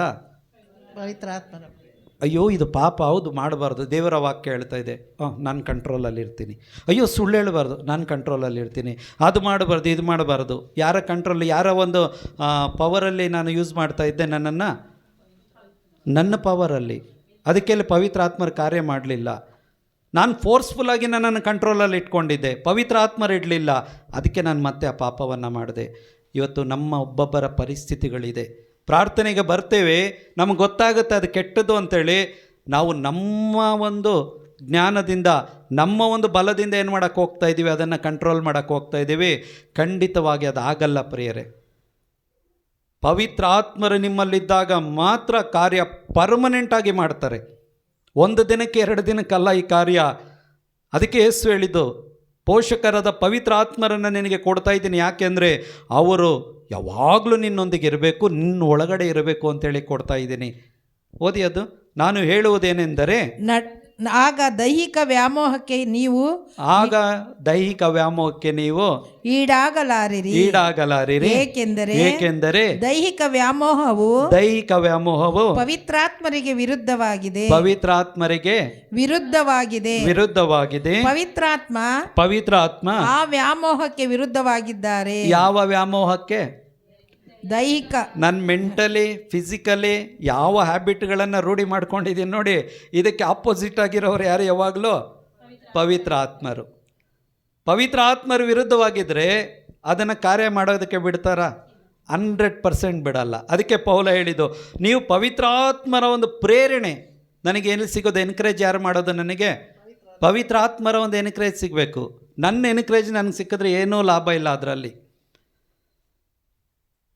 ನೋಡಿ, ಈಗ ಹೋಗ್ತಾ ಇರ್ತೀರ, ನೀವು ರೋಡಲ್ಲಿ ಹೋಗ್ತಾ ಇರ್ತೀರ, ಅಲ್ಲಿ ಯಾವುದೋ ಒಂದು ಬ್ಯಾನರೋ ಒಂದು ಪೋಸ್ಟ್ ಹಾಕಿರ್ತಾರೆ, ಅದು ತುಂಬ ವಲ್ಗರ್ ಆಗಿರ್ತದೆ. ನಾನು ಎಷ್ಟೋ ಕಂಟ್ರೋಲ್ ಮಾಡ್ಕೊಂಡು ಒಂದು ದಿನ ಹೋಗ್ತೀನಿ, 2ನೇ ದಿನ ಹೋಗ್ತೀನಿ, 3ನೇ ದಿನ ಏನು ಮಾಡ್ತೀನಿ? ಅವಳು ಸೈತಾನ ಹತ್ರ ಹೋಗಬಾರ್ದು ಅಂತೇಳಿ ಆ ಕಡೆ ನೋಡ್ಕೊಂಡು ಹೋಗ್ತಾ ಇದ್ಲು. ಆದರೆ ಸೈತಾನ ನಿಧಾನವಾಗಿ ಡೈಲಿ ಮಾತಾಡ್ಸೋಕ್ಕೆ ಟ್ರೈ ಮಾಡ್ತಾನೆ ಇದ್ದ. ಒಂದು ದಿನ ಏನು ಮಾಡ್ದ, ಒಂದೇ ಒಂದು ಸೆಕೆಂಡ್ ಮಾತಾಡ್ಬೋದ ನಿನ್ನ ಜೊತೆ? ಏನು ಹೇಳಪ್ಪ, ದೇವರು ಯಾವ ಹಣ್ಣು ತಿನ್ನಬಾರ್ದು ಅಂತೇಳಿ ಹೇಳಿದ್ರ? ಆಗ ಆಕೆ ಹೇಳ್ಬಿಟ್ಲು, ಇಲ್ಲ, ಎಲ್ಲ ಹಣ್ಣು ತಿನ್ಬೋದು, ಅದೇ ಒಂದೇ ಒಂದು ಮರದ ಹಣ್ಣನ್ನು ತಿನ್ನಬಾರ್ದು. ನಿನಗೆ ಗೊತ್ತಾ ಯಾಕೆ ತಿನ್ನಬಾರ್ದು? ನನಗೆ ಗೊತ್ತಿಲ್ಲ. ಅದು ತಿಂದರೆ ನೀನು ದೇವರಾಗ್ಬಿಡ್ತೀಯ. ನಾನು ನೋಡ್ತಾ ಇರ್ತೀನಿ, ಇಲ್ಲ ನೋಡಬಾರ್ದು, ದೇವರು ಆಕೆ ಹೇಳಿದೆ, ಕೆಟ್ಟದ್ದು ನೋಡಬಾರ್ದು, ಕೆಟ್ಟದ್ದು ಮಾತಾಡಬಾರ್ದು. 1 ದಿನ ಆಯಿತು, 2 ದಿನ ಆಯಿತು, 3ನೇ ದಿನ ಪರವಾಗಿಲ್ಲ, ಏನಾಗ್ತದೆ ಆಗ್ಬಿಡಲಿ. ದೇವರು ಆಕೆ ಹೇಳುತ್ತೆ, ಮತ್ತೆ ನಾನು ಕ್ಷಮೆ ಕೇಳಿಬಿಟ್ರೆ ದೇವರು ಕರುಣಾಮಯಿ ಏನು ಮಾಡ್ತಾರೆ? ಎಲ್ಲಿಂದ ಬಂತು ಈ ವಂಚನೆ? ದೇವರ ವಾಕ್ಯ ಹೇಳುತ್ತೆ, ಬೇಕಾಗಿ ಪಾಪ ಮಾಡಬೇಡಿ. ಬೇಕಾಗಿ ಪಾಪ ಮಾಡುವವನು ಯಾರನ್ನು ನೋಯಿಸ್ತಾನೆ? ಪವಿತ್ರ ಆತ್ಮರನ್ನು ನೋಯಿಸ್ತಾನೆ. ನೀವು ದೇವರಿಗೆ ಸೇರಿದವರು ಅಂತೇಳಿ ನಿಮ್ಮ ಮೇಲೆ ಒತ್ತಲಾಗಿರುವ ಮುದ್ರೆ ಯಾರು? ಪವಿತ್ರ ಆತ್ಮರು. ಯೇಸು ಹೇಳಿದ್ರು, ಅಪ್ಪನನ್ನು ದೂಷಿಸುವವನಿಗೆ ಕ್ಷಮೆ ಇದೆ, ಮಗನನ್ನು ದೂಷಿಸುವವನಿಗೆ ಕ್ಷಮೆ ಇದೆ, ಪವಿತ್ರ ಆತ್ಮನನ್ನು ದೂಷಿಸುವವನಿಗೆ ಕ್ಷಮೆ ಇಲ್ಲ. ಯಾಕೆ ಇಲ್ಲ ಅಂತ ಹೇಳಿದ್ರೆ, ಅಪ್ಪನಿಂದ ಒಂದು ವಾರ್ನಿಂಗ್ ಬಂತು, ನೀವು ಅದನ್ನು ಮೀರಿ ನಡೆದ್ರಿ, ಓಕೆ. ಇನ್ನೊಂದು ಆಪ್ಷನ್ ಮಗ. ಈಗ ಮಗನನ್ನು ಕೊಟ್ಟರು, ಈಗ ಮಗನನ್ನು ನೀವು ಮೀರಿ ನಡೆದ್ರಿ, ಈಗ ಪವಿತ್ರ ಆತ್ಮರನ್ನು ಕೊಟ್ಟರು. ಇದು ಬಿಟ್ಟರೆ ಬೇರೆ ಇನ್ನೊಂದು ಆಪ್ಷನ್ ಇಲ್ಲ. ಈಗ ಅವ್ರನ್ನೂ ನೀವು ಮೀರಿ ನಡೆದ್ರೆ ಏನಾಗ್ತೀರಾ? ನೀವು ನರಕಕ್ಕೆ ಹೋಗಬೇಕು, ಬೇರೆ ಆಪ್ಷನ್ ಇಲ್ಲ. ಅದಕ್ಕೆ ಯೇಸು ಹೇಳಿದ್ದು, ನೀವು ಇಬ್ಬರನ್ನು ನೀವು ದೂಷಣೆ ಮಾಡಿದ್ರು ನಿಮಗೆ ಕ್ಷಮೆ ಉಂಟು, ಆದರೆ ಪವಿತ್ರ ಆತ್ಮರನ್ನು ದೂಷಣೆ ಮಾಡುವವನಿಗೆ ಕ್ಷಮೆ ಇಲ್ಲ. Price the lord. ನಮ್ಮ ಸ್ವಭಾವಗಳಲ್ಲಿ ಬದಲಾವಣೆಗಳು ನಾವು ತಗೊಂಡು ಬರಲೇಬೇಕು. ಕೆಟ್ಟದ್ದನ್ನು ನಾವು ತೆಗೆದು ಹಾಕಲೇಬೇಕು, ಒಳ್ಳೆಯದನ್ನು ನಾವು ಅಡಾಪ್ಟ್ ಮಾಡಿಕೊಳ್ಳೇಬೇಕು. ಇಲ್ಲಿ ಎಫೆಸರಿಗೆ ಬರೆದ ಪತ್ರಿಕೆ ಇರಬೇಕು, ಅಲ್ಲಿ ತಗೊಳ್ಳಿ, ಅಧ್ಯಾಯ 4 ವಾಕ್ಯ 22-23 ಓದಿ. ಎಫೆಷಿಯನ್ಸ್ ಚಾಪ್ಟರ್ 4 ವರ್ಸಸ್ 22 and 23. ಯೇಸುವಿನಲ್ಲಿರುವ ಸತ್ಯದ ಉಪದೇಶ ಯಾವುದೆಂದರೆ, ನೀವು ನಿಮ್ಮ ಇಂದಿನ ನಡತೆಯನ್ನು ಅನುಸರಿಸದೆ ಹಳೆಯ ಸ್ವಭಾವ, ಪೂರ್ವ ಸ್ವಭಾವ ಅಂದರೆ ಹಳೆಯ ಸ್ವಭಾವವನ್ನು ತೆಗೆದು ಹಾಕಿಬಿಡಬೇಕೆಂದು, ಅದು ಮೋಸಕರವಾದ ದುರಾಸೆಗಳಿಂದ ಅದು ಏನಾಗಿ ಹೋಗುವಂಥದ್ದು? ಕೆಟ್ಟು ಹೋಗುವಂಥದ್ದು, ನಮ್ಮನ್ನು ಕೆಡಿಸುವಂಥದ್ದು. ಇವೆಲ್ಲವೂ ಕೂಡ ಇದು ಈ ಬೈಬಲಲ್ಲಿ ಓದ್ತಿರಕ್ಕ. ಆದ್ದರಿಂದ ನೀವು ನಿಮ್ಮ ಹಿಂದಿನ ನಡತೆಯನ್ನು ಅನುಸರಿಸದೆ ಹಳೆಯ ಸ್ವಭಾವವನ್ನು ಕಿತ್ತೊಗೆಯಿರಿ. ಹಳೆಯ ಸ್ವಭಾವವನ್ನು ಏನು ಮಾಡಿ? ಕಿತ್ತೊಗೆಯಿರಿ. ಹೆಂಗೆ ಕಿತ್ತೋಗಿತೀರಾ? ಹೆಂಗೆ ಕಿತ್ತೋಗಿತೀರಾ? ಏನೂ ಇಲ್ಲ, ಕೆಲವು ಸ್ವಭಾವಗಳನ್ನು ರಿಪ್ಲೇಸ್ಮೆಂಟ್ ಮಾಡಬೇಕು. ಯಾವ ರೀತಿಯಾಗಿ ಅಂತ ಹೇಳಿದ್ರೆ, ನಾನೇನು ಮಾಡಿದೆ ಗೊತ್ತಾ? ಕೋವಿಡ್ ಆದಮೇಲೆ ನನ್ನ ತಪ್ಪು ನನಗೆ ರಿಯಲೈಸ್ ಆದಾಗ, ಯಾವ ಫಿಲಮ್ಗಳ ಮೇಲೆ ನನಗೆ ತುಂಬ ನಾನು ಅಟ್ರ್ಯಾಕ್ಟ್ ಆಗಿದ್ನೋ ಆ ಫಿಲಮ್ಗಳಿಗೆ ಬದಲಾಗಿ ದೇವರ ಫಿಲಮ್ಗಳನ್ನು ನೋಡೋದಕ್ಕೆ ಸ್ಟಾರ್ಟ್ ಮಾಡಿದೆ. ಯಾವಾಗೆಲ್ಲ ಟೈಮ್ ಸಿಗ್ತಾ ಇತ್ತೋ ಆ ವಿಡಿಯೋಗಳನ್ನು ನೋಡ್ತಾ ಇದ್ದೆ, ಬೈಬಲ್ ಆಧಾರಿತದಂಥ ವಿಡಿಯೋಗಳನ್ನು ನೋಡ್ತಾ ಇದ್ದೆ, ಫಿಲಮ್ಗಳನ್ನು ನೋಡ್ತಾ ಇದ್ದೆ, ಬೈಬಲ್ ತೆಗೆದು ಇಟ್ಕೊಳ್ತಾ ಇದ್ದೆ ನಾನು. ಹೌದಾ, ಇದಿದ ಅಲ್ಲಿ ಬರುವಾಗಲೆಲ್ಲ ಏನು ಮಾಡ್ತಾಯಿದ್ದೆ, ನನಗೆ ನೋಡಿ ಆ ಸ್ವಭಾವ ಯಾವ ರೀತಿಯಾಗಿ ನಾನು ಚೇಂಜ್ ಮಾಡಿಕೊಂಡೆ ಅಂತ ಹೇಳಿದ್ರೆ, ನನಗೆ ದೇವರ ಆಲೋಚನೆ ಬಂತು. ಹೌದು, ನಾನು ಯಾವ್ದು ನೋಡ್ತಾ ಇದ್ದೀನಿ? ಫಿಲಮ್ ನೋಡ್ಬೇಕು ನನಗೆ ಆಸೆ. ಅದೇ ಫಿಲಮ್ ದೇವರ ಫಿಲಮ್ ಆಗಿದ್ದರೆ, ಅದೇ ಬೈಬಲ್ ಆಧಾರಿತ ಫಿಲಮ್ ಆಗಿದ್ದರೆ ನಾನು ಚೇಂಜ್ ಮಾಡಿಕೊಂಡೆ ಅಲ್ಲಿ. ಈಗ ತುಂಬ ಜನ ನೋಡಿ ಸೀರಿಯಲ್ಗಳಲ್ಲೇ ಏನು ಮಾಡ್ತೀವಿ, ಸಮಯವನ್ನು ಕಳಿತೀವಿ. ಅದೇ ನೀವು ಅಲ್ಲಿ ಶಾರ್ಟ್ ಫಿಲಮ್ಗಳು ಬರುತ್ತೆ, ಎಷ್ಟೋ ಒಳ್ಳೆ ಫಿಲಮ್ಗಳಿದೆ. ಆ ಶಾರ್ಟ್ ಫಿಲಮ್ಗಳನ್ನು ನೋಡೋದಕ್ಕೆ ಟೈಮ್ ಸ್ಪೆಂಡ್ ಮಾಡಿ. ಎಷ್ಟೋ ರೀತಿಯಾಗಿ ನಾವೇನು ಮಾಡ್ಬೋದು, ಒಳ್ಳೆ ಒಳ್ಳೆ ಬುಕ್ಸ್ಗಳಿದೆ, ಸ್ಪಿರಿಚುವಲ್ ಬುಕ್ಗಳನ್ನು ಓದಿ. ಸಮಯ ಸಿಕ್ಕಿದಾಗ ನೀವೇನು ಮಾಡಿ, ಏನೆಲ್ಲ ನಾವು ಯಾವುದಕ್ಕಾಗಿ ಕೆಟ್ಟದಕ್ಕೆ ಉಪಯೋಗ ಮಾಡ್ತಾ ಇದ್ವೋ ಆ ಟೈಮನ್ನೆಲ್ಲ ಏನು ಮಾಡಬೇಕು, ಇನ್ನು ನಾನು ಒಳ್ಳೆಯದಕ್ಕಾಗಿ ಉಪಯೋಗ ಮಾಡಬೇಕು. ಅಂದರೆ ನನ್ನೊಳಗಡೆ ನಾನೇನು ಮಾಡಬೇಕು, ಚೇಂಜಸ್ಗಳನ್ನು ತರಬೇಕು. ನನ್ನ ಸ್ವಭಾವದಲ್ಲಿ ನಾನು ಚೇಂಜಸ್ಗಳನ್ನು ತರುವಾಗ ನನ್ನ ಹ್ಯಾಬಿಟ್ಗಳನ್ನು ನಾನು ಚೇಂಜ್ ಮಾಡ್ಕೊಳ್ಬೇಕು. ನೋಡಿ, ದೇವರು ಪವಿತ್ರಾತ್ಮರ ಮುಖಾಂತರ ಈ ಆಲೋಚನೆಗಳನ್ನು ಕೊಡ್ತಾರೆ. ಪವಿತ್ರಾತ್ಮರ ಮುಖಾಂತರ ಖಂಡಿತವಾಗಿ ನಾವೇನು ಮಾಡ್ತೇವೆ, ನಾವು ನಮ್ಮ ಸ್ವಭಾವಗಳನ್ನು ಚೇಂಜ್ ಮಾಡಿಕೊಳ್ಳುವಾಗ 8:31 ರೋಮಲ್ಲಿ ಪೌಲ ಹೇಳ್ತಾರೆ ನೋಡಿ, ದೇವರೇ ನಿಮ್ಮನ್ನು ನಿರ್ದೋಷಿಗಳೆಂದು ನಿರ್ಧರಿಸುವಾಗ ನಿನ್ನ ಮೇಲೆ ದೋಷ ಆರೋಪಣೆ ಹೊರಿಸುವುದಕ್ಕೆ ಯಾರಿಂದ ಸಾಧ್ಯ? ಇಲ್ಲಿ ನಾನು ಏನಾಗ್ತಾ ಹೋಗ್ತೀನಿ ಗೊತ್ತಾ, ಪವಿತ್ರ ಆತ್ಮನಿಂದ ನಾನು ಪರಿಶುದ್ಧನಾಗಿ ಹೋಗ್ತಾ ಇರುವಾಗ ಮತ್ತೆ ನಾನು ಯಾರ ಬಳಿಯೇ ಬರ್ತಾ ಇರ್ತೀನಿ, ದೇವರ ಹತ್ತಿರದಲ್ಲಿ ಬರ್ತಾನೆ ಇರ್ತೀನಿ. ಈಗ ಪವಿತ್ರ ಆತ್ಮನಿಗೆ ನನ್ನನ್ನು ಒಪ್ಪಿಸಿಕೊಟ್ಟಾಗ ಪವಿತ್ರ ಆತ್ಮ ನನ್ನಲ್ಲಿ ಕಾರ್ಯ ಮಾಡುವಾಗ ನನ್ನ ಕೆಟ್ಟ ದೋಷಾರೋಪಣೆಗಳನ್ನು ದೇವರೇ ತೆಗೆದು ಹಾಕಿದಾಗ ಯಾವ ಸೈತಾನನು, ಯಾವ ಸ್ವಭಾವಗಳು ಕೂಡ ನನ್ನಲ್ಲಿ ಏನು ಮಾಡೋದಕ್ಕೆ ಸಾಧ್ಯವಿಲ್ಲ, ಆ ಕಾರ್ಯಗಳನ್ನು ಮಾಡೋದಕ್ಕೆ ಸಾಧ್ಯ ಇಲ್ಲ. ಇದೆಯಾ 8:31 ರೋಮ ಓದಿ. ಹೀಗಿರುವಲ್ಲಿ ನಾವು ಏನು ಹೇಳೋಣ, ದೇವರೇ ನಮ್ಮ ಪರವಾಗಿರುವಾಗ ನಮ್ಮನ್ನು ವಿರೋಧಿಸುವವರು ಯಾರು? ಪವಿತ್ರ ಆತ್ಮರೇ ನಮ್ಮಲ್ಲಿ ಕಾರ್ಯ ಮಾಡುವಾಗ ನಮ್ಮ ಸ್ವಭಾವಗಳು ಮತ್ತೆ ತಲೆ ಎತ್ತೋದಕ್ಕೆ ಸಾಧ್ಯ ಇಲ್ಲ ಅಂತೇಳಿ ಅರ್ಥ. ಯಾರು ವಿರೋಧಿಸಕ್ಕೆ ಸಾಧ್ಯ? ಪವಿತ್ರ ಆತ್ಮರು ನನ್ನಲ್ಲಿ ಕಾರ್ಯ ಮಾಡುವಾಗ ಖಂಡಿತವಾಗಿ ಪವಿತ್ರ ಆತ್ಮರು ನಮಗೆ ಈ ಎಲ್ಲ ಸ್ವಭಾವಗಳ ಮೇಲೆ ಏನನ್ನು ಕೊಡ್ತಾರೆ, ಜಯವನ್ನು ಕೊಡ್ತಾರೆ. ಈಗ ನೋಡಿ, ಸಂಜೆ ಆದರೆ ನನಗೊಂದು ಹ್ಯಾಬಿಟ್ ಇತ್ತೇನು ಗೊತ್ತಾ, ಸಾಯಂಕಾಲ ಕೆಲಸ ಎಲ್ಲ ಮುಗಿದಾಗಿದ್ದ ತಕ್ಷಣ 6 ಗಂಟೆ ಆದಮೇಲೆ ಫ್ರೆಂಡ್ಸ್ಗಳೆಲ್ಲಿರ್ತಾರೆ ಅಡ್ಡಕ್ಕೆ ಹೋಗ್ತಾಯಿದ್ದೆ. ನಾನು ಅವ್ರನ್ನ ಹುಡ್ಕೊಂಡು ಹೋಗ್ತಾಯಿದ್ದೆ. ಅಲ್ಲಿ ಟೈಮ್ ಪಾಸ್ ಮಾಡಿ ಎಷ್ಟು ಬೇಕೋ ಎಲ್ಲ ಮಾತಾಡಿ, ಅಲ್ಲಾಗಲಿಲ್ವಾ ಯಾರಾದರೂ ಒಬ್ಬನ ಹೇಳಿದ್ನ, ಬರ ಮಗ ಹೋಗೋಣ, ಒಂದು ಫಿಲಮ್ಗೆ ಹೋಗೋಣ, ಇಲ್ಲ ಬಾ ಅಲ್ಲಿ ಒಳ್ಳೆ ಊಟ ಸಿಗುತ್ತಂತೆ ಅಲ್ಲಿ ಹೋಗೋಣ ಇಲ್ಲೋಗೋಣ ಅಂಥೇಳಿ ಟೈಮ್ ಪಾಸ್ಗಳನ್ನು ಮಾಡ್ತಾಯಿದ್ವಿ. ಆದರೆ ಕೆಲಸಗಳೆಲ್ಲ ಮುಗಿದ ನಂತರ ಅದೇ ಸಮಯವನ್ನು ನಾನೇನು ಮಾಡಬೇಕು ಅಂತ ಹೇಳಿದ್ರೆ, ಎಲ್ಲಿ ಪ್ರಾರ್ಥನೆ ನಡೀತಾ ಇದೆ ಅಲ್ಲಿ ಹೋಗೋದಕ್ಕೆ ಪ್ರಯತ್ನ ಪಡಬೇಕು.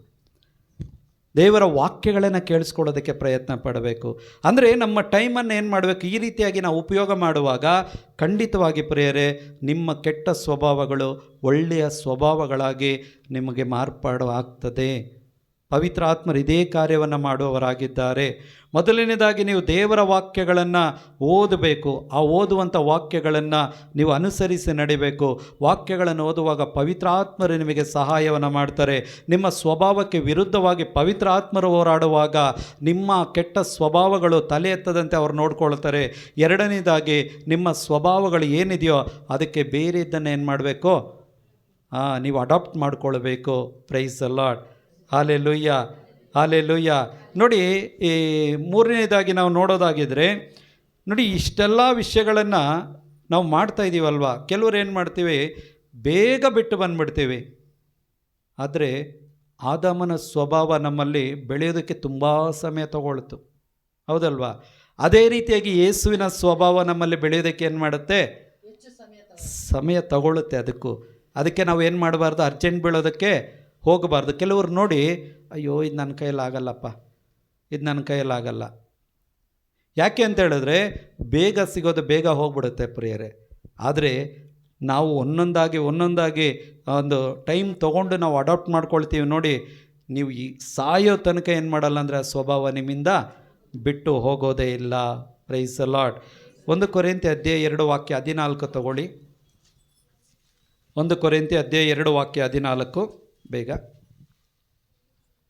1 ಕೊರಿಂಥಿ ಅಧ್ಯಾಯ. ಭೌತಿಕ ಮನುಷ್ಯನು ದೇವರ ಆತ್ಮದ ವರಗಳನ್ನು ವರಗಳನ್ನು ನಿರಾಕರಿಸುತ್ತಾನೆ. ಅವು ಅವನಿಗೆ ಹುಚ್ಚುತನವಾಗಿ ತೋರುತ್ತದೆ. ಅವುಗಳನ್ನು ಗ್ರಹಿಸಲು ಅವನಿಂದ ಆಗದು. ನೋಡಿ, ಏಕೆಂದರೆ ಆಧ್ಯಾತ್ಮಿಕವಾದ ವಿವೇಚನೆಯಿಂದ ಮಾತ್ರ ಅವುಗಳನ್ನು ಅರಿಯಲು ಸಾಧ್ಯ. ಯಾವಾಗ ನೋಡಿ ಈ ಸ್ವಭಾವಗಳನ್ನು ನಾವು ಬದಲಾವಣೆ ಮಾಡ್ಕೊಳ್ತೀವಿ, ನೋಡಿ ನಮ್ಮಲ್ಲಿ ನೋಡಿ ಅನೇಕರು ಬಂದು ನಮ್ಮನ್ನು ಕೇಳುವವರಾಗಿರ್ತಾರೆ.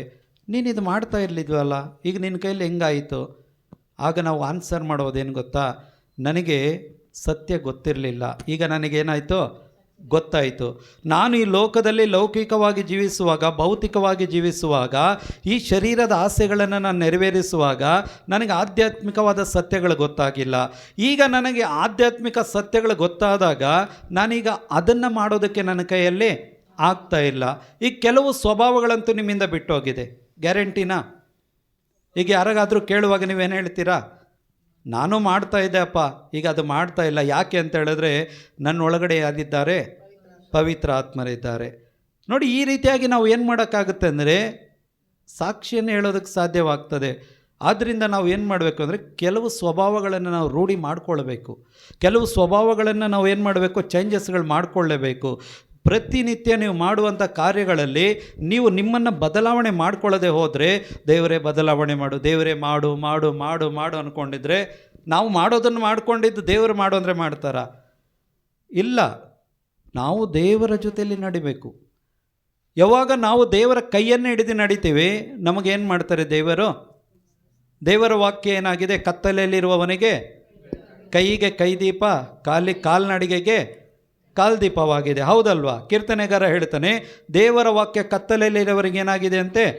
ಅವನ ಕೈಯಲ್ಲಿ ಹಿಡ್ಕೊಂಡಾಗ ಕೈದೀಪ ಆಗುತ್ತೆ. ಆ ಕೈಯಲ್ಲಿರುವ ದೀಪ ಮುಂದೆ ನಡೆಯೋದಕ್ಕೆ ಕಾಲಿಗೆ ಏನಾಯಿತು? ಅದು ದಾರಿ ದೀಪವಾಯಿತು. ಹೌದಲ್ವಾ?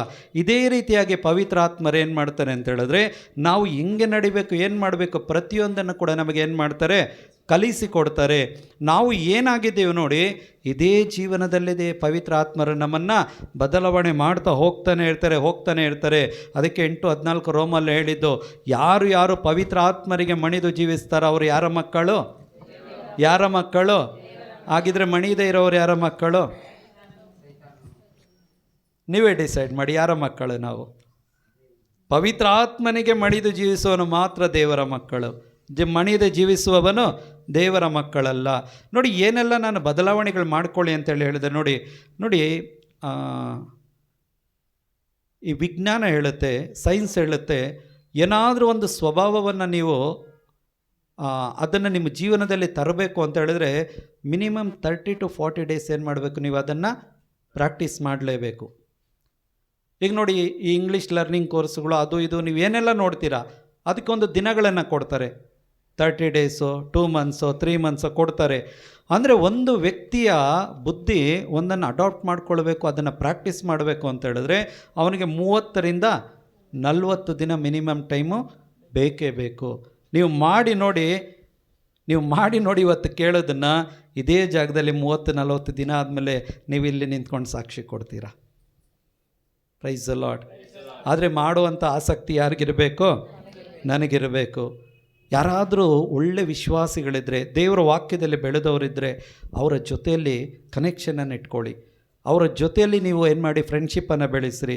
ಅದರಲ್ಲೂ ದೊಡ್ಡವರು ಯಾರಾದರೂ ಇದ್ದಾಗ ಅವರು ಏನೆಲ್ಲ ನಿಮ್ಗೆ ಗೊತ್ತಿರುತ್ತೆ, ಅವರು ಇದೆಲ್ಲ ಮಾಡೋದಕ್ಕೆ ಹೆಂಗೆ ಸಾಧ್ಯ ಅಂತೇಳಿ ನಿಮಗೆ ಒಂದು ಇದು ಬರುತ್ತೆ. ನಿಮಗೆ ನೀವು ಹೋಗಿ ಅವ್ರ ಹತ್ರ ಈ ಡೌಟ್ಗಳನ್ನು ಕೇಳುವಾಗ ಅವ್ರೇನು ಮಾಡ್ತಾರೆ? ನಮ್ಗೆ ಹೇಳ್ಕೊಡ್ತಾರೆ, ಹಿಂಗೆ ಮಾಡಿ ಅಂತೇಳಿ.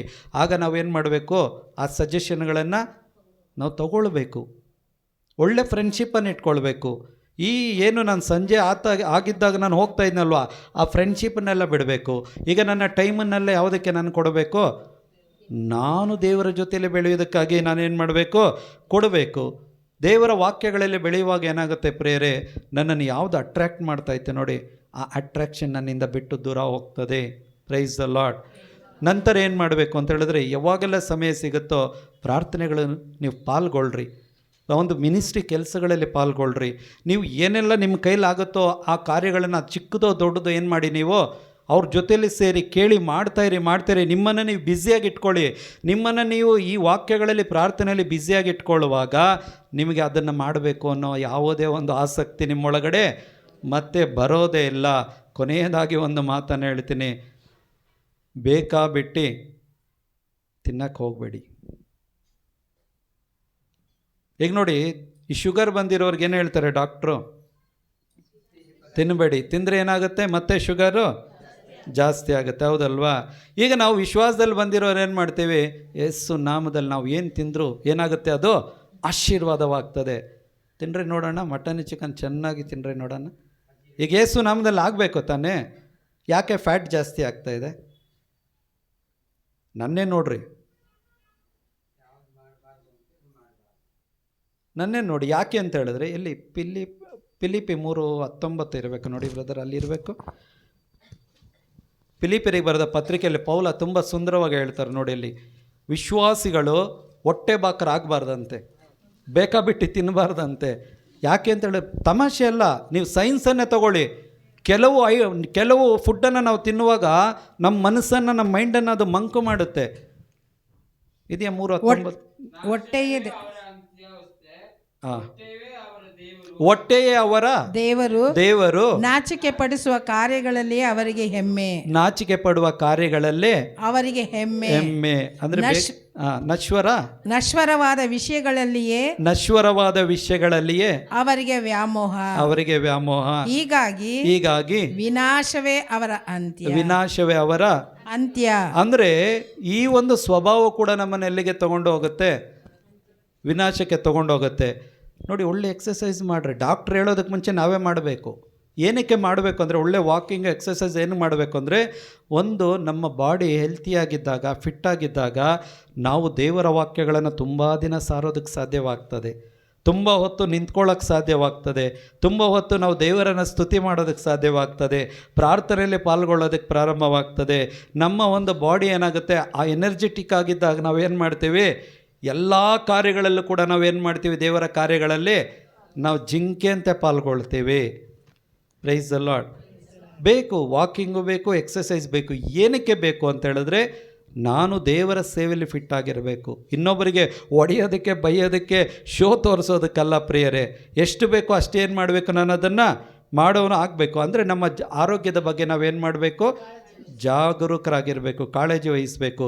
ಅದಕ್ಕೆ ಪ್ರಾರಂಭದಲ್ಲಿ ದೇವರು ಆದಾಮ ಅವಳಿಗೆ ಹೇಳಿದ್ರು, ನಿಮಗೆ ಆಹಾರಕ್ಕಾಗಿ ನಾನೇನು ಕೊಡ್ತಾ ಇದ್ದೀನಿ, ಹಣ್ಣು ದವಸ ಧಾನ್ಯಗಳನ್ನು, ಹಣ್ಣು ಹಂಪಲುಗಳನ್ನು ಕೊಡ್ತಾ ಇದ್ದೀನಿ ಅಂತೇಳಿ ಪ್ರಾರಂಭದಲ್ಲಿ ಹೇಳಿದ್ರು. ಎಲ್ಲಾದರೂ ಮಾಂಸದ ಬಗ್ಗೆ ಹೇಳಿದ್ರ? ಮಾಂಸದ ಪದ್ಧತಿ ಯಾವಾಗ ಬಂದು ಗೊತ್ತಾ? ಜಲಪ್ರಳಯ ಆದಮೇಲೆ. ಯಾಕೆಂದರೆ ಇಡೀ ಭೂಲೋಕದ ಮೇಲೆ ಏನಾಗಿ ಹೋಗಿತ್ತು, ಎಲ್ಲ ನಾಶವಾಗಿ ಹೋಗಿತ್ತು. ಈಗ ಉಳಿದಿದ್ದೇನೋ ಅವನು ತಂದಿದ್ನಲ್ಲ, ಅವನ ಬೋಟಲ್ಲಿ ಇತ್ತಲ್ವ ಕೆಲವು ಪ್ರಾಣಿ ಪಕ್ಷಿಗಳು, ಅದಾಗಲೇ ಮರಿಗಳಾಗಿ ಮೊಟ್ಟೆಗಳಾಗಿ ಜಾಸ್ತಿ ಆಗಿಬಿಟ್ಟಿತ್ತು.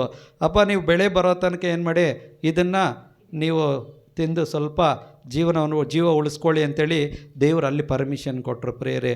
ಆದರೆ ಇವತ್ತೇನಾಗ್ತಾಯಿದೆ, ಅದೇ ನಮಗೆ ವಿಷಕಾರಿಯಾಗಿ ಮಾರ್ಪಡ್ತಾ ಇದೆಯಾ? ಆದ್ದರಿಂದ ಒಂದೇ ಒಂದು ನಾನು ನಿಮ್ಮಲ್ಲಿ ಕೇಳ್ಕೊಳ್ಳೋದು, ನಿಮ್ಮ ಸ್ವಭಾವಗಳಲ್ಲಿ ಬದಲಾವಣೆಗಳನ್ನು ತಗೊಂಡು ಬನ್ನಿ. ಅದು ನಿಮ್ಮಿಂದನೇ ಸಾಧ್ಯ. ಈಗ ಒಂದು ಹ್ಯಾಬಿಟನ್ನು ನೀವು ಪ್ರಾಕ್ಟೀಸ್ ಮಾಡಬೇಕು ಅಂದರೆ ಎಷ್ಟು ದಿನದಿಂದ ಮಾಡಿದ್ರಿ? ಯಾರಾದರೂ ಬಂದು ನಿಮಗೆ ಫೋರ್ಸ್ ಮಾಡಿ ಮಾಡಿದ್ರೆ ನೀವೇ ಮಾಡಿಕೊಂಡ್ರ? ಹೌದಲ್ವಾ? ಹಾಗಿದ್ರೆ ನನ್ನೊಳಗಡೆ ಒಳ್ಳೆಯ ಒಂದು ಸ್ವಭಾವವನ್ನು ಪ್ರಾಕ್ಟೀಸ್ ಮಾಡೋದನ್ನು ಯಾರು ಕಲಿಬೇಕು? ನಾವೇ ಕಲಿಬೇಕು. ನೋಡಿ, ಈ ರೀತಿಯಾಗಿ ಮಾಡುವಾಗ ಖಂಡಿತವಾಗಿ ಪ್ರಿಯರೇ, ನಾನು ನಿಮ್ಗೆ ಗ್ಯಾರಂಟಿಯಾಗಿ ಹೇಳ್ತೀನಿ, 30ರಿಂದ 40 ದಿನದ ಒಳಗಡೆ ದೇವರ ವಾಕ್ಯಗಳನ್ನು, ದೇವರ ಒಂದು ಕಾರ್ಯವನ್ನು ನಿಮ್ಮ ಜೀವಿತದಲ್ಲಿ ನೀವು ಅನುಭವಿಸಿದ್ದನ್ನು ನೀವು ನೋಡ್ತೀರಾ. ಮಾತ್ರವಲ್ಲ, ಇಲ್ಲಿ ಬಂದು ಏನು ಮಾಡ್ತೀರಾ, ನೀವು ಸಾಕ್ಷಿಯನ್ನು ಕೊಡೋರಾಗಿರ್ತೀರಾ. Praise the Lord. ಹಲ್ಲೆಲೂಯಾ. ಇನ್ನೂ ಹೋಗಲಿಲ್ಲ ಅಂತ ಹೇಳಿದ್ರೆ ಏನು ಮಾಡಬೇಕು? ಇನ್ನು ಮುಂದೆ ನೀವು ಮಾಡ್ತೀರಾ? ಖಂಡಿತ ಮಾಡಿ. ನೀವು ಮಾಡುವಾಗ, ಚೇಂಜಸ್ಗಳು ಮಾಡುವಾಗ ನಿಮ್ಮ ಲೈಫ್ ಸ್ಟೈಲಲ್ಲಿ ಚೇಂಜಸ್ ಆಗಬೇಕು. ನಿಮ್ಮ ದಿನನಿತ್ಯದ ಒಂದು ಜೀವನದಲ್ಲಿ ನಿಮ್ಮನ್ನು ನೀವು ಚೇಂಜ್ ಮಾಡ್ಕೊಳ್ಳಿ. ಖಂಡಿತವಾಗಿ ದೇವರು ನಿಮ್ಮಲ್ಲಿ ಕಾರ್ಯ ಮಾಡ್ತಾರೆ. ಅದಾಗಲಿ ಅಂತೇಳಿ ನಾವು ಪ್ರಾರ್ಥನೆ ಮಾಡೋಣ. ಎದ್ದು ನಿಂತ್ಕೊಳ್ಳಿ 1 ನಿಮಿಷ ಎಲ್ಲರೂ ಕೂಡ.